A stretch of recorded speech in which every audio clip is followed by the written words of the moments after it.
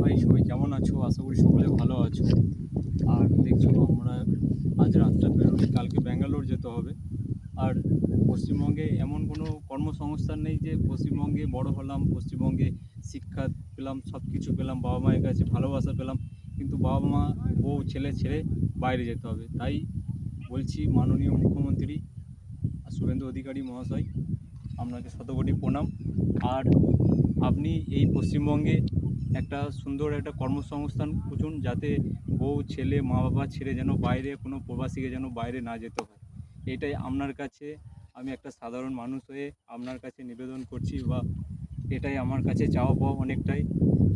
বড় বাড়ি হোক বা গাড়ি হোক এটা চাই না, যেন একটা কর্মসংস্থান হয়, যেখানে ছেলে বউ বাবা মাকে নিয়ে যেন সুস্থভাবে পশ্চিমবঙ্গের ভেতরেই যেন কাজ করে যেন খেতে পারি। এটাই আপনার কাছে নিবেদন। আর যদি কোনো ভুল বলে থাকি অবশ্যই ক্ষমা করে দেবেন। চলুন আজ এই পর্যন্ত, দেখা হচ্ছে নেক্সট কোনো ভিডিওতে।